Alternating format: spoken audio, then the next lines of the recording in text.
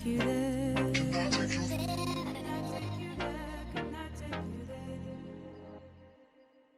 Halo semuanya, perkenalkan nama saya Francisca Wulanstianingratri, biasa dipanggil Siska. Pada kesempatan kali ini, saya akan mengajak teman-teman semua untuk belajar bersama mengenai dua subbab materi dalam lingkup bisnis internasional, yaitu pengembangan program global dan penerapan program global. Yuk langsung saja kita menuju pada subbab pembahasan yang pertama. Apa sih pengembangan program global itu? Sederhananya, pengembangan program global merupakan ketepatan keputusan oleh perusahaan dalam memanfaatkan kondisi pada situasi kompetitif terhadap tantangan dan sumber daya perusahaan secara global. Nah, proses pengambilan keputusan tersebut harus mencakup 4 bidang. Yang pertama, tingkat standarisasi dalam penawaran produk. Yang kedua, program pemasaran di luar variabel produk.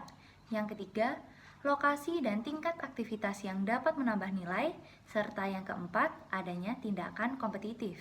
Upaya pengembangan tersebut juga harus menggabungkan 3 elemen. Yang pertama yaitu adaptasi melalui pemaksimalan hubungan dengan pemasar lokal. Yang kedua ada agregasi melalui pemanfaatan sumber daya lintas batas. Dan yang ketiga ada arbitrasi melalui pemanfaatan perbedaan di antara pasar lokal dan regional dengan menempatkan aktivitas pemasaran di tempat yang paling efisien melalui pembuatan langkah-langkah kompetitif sehingga mereka dapat memberikan dampak yang maksimal.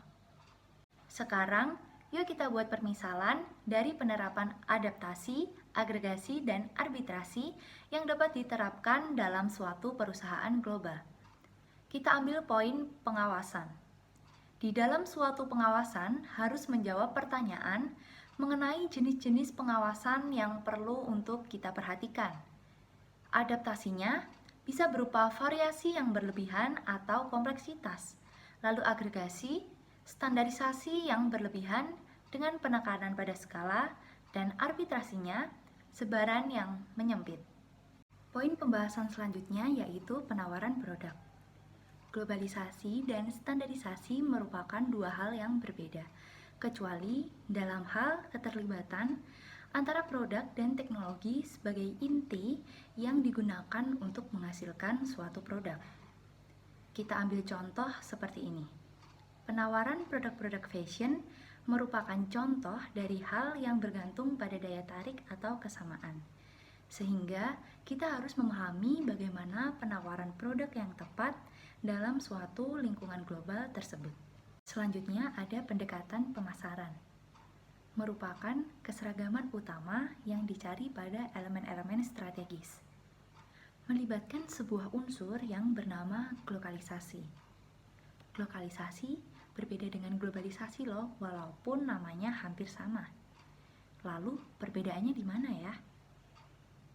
Jadi, lokalisasi merupakan sebuah istilah yang diciptakan untuk menggambarkan pendekatan dari jaringan organisasi secara global ke struktur organisasi. Contohnya, Unilever meraih kesuksesan besar dengan pelembut pakaian yang menggunakan positioning secara umum. Tema iklan dan simbol berupa boneka beruang, tetapi nama merek yang berbeda seperti Snuggle, Mimosin, Enyumos, dan juga ukuran botolnya.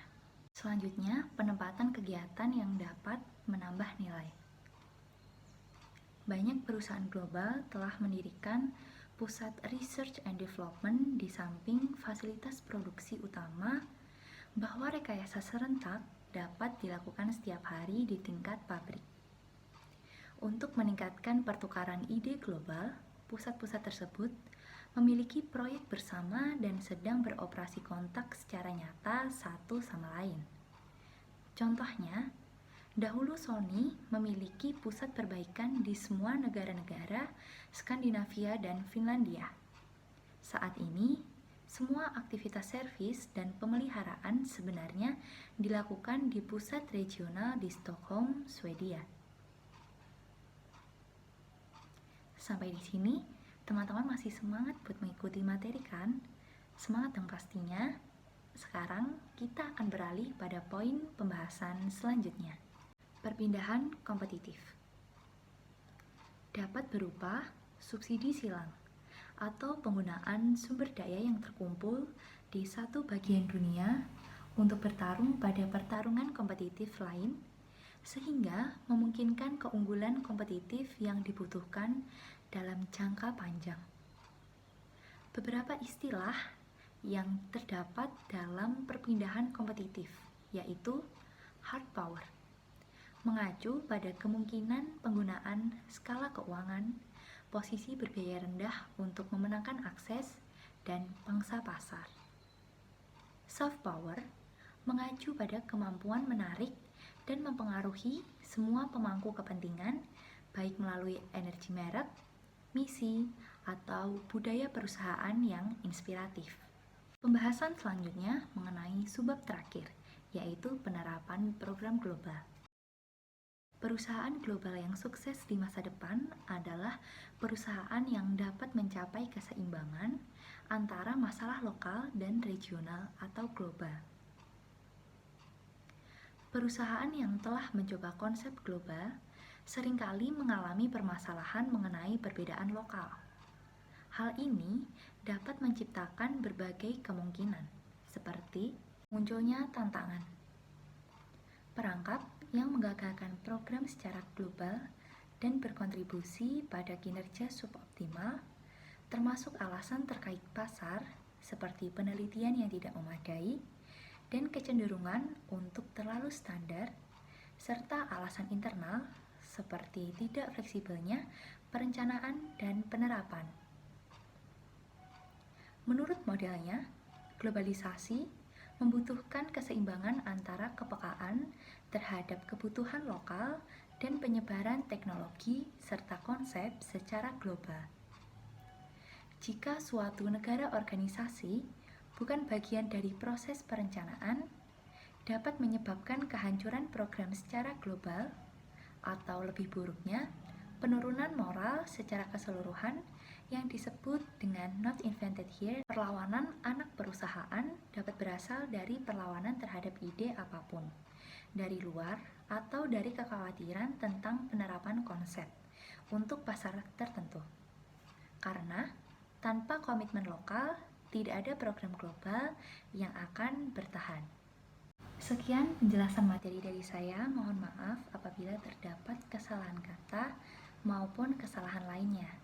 Semoga penjelasan materi mengenai pengembangan program global dan penerapan program global ini dapat memberikan manfaat untuk kedepannya. Terima kasih dan jangan lupa untuk selalu patuhi protokol kesehatan.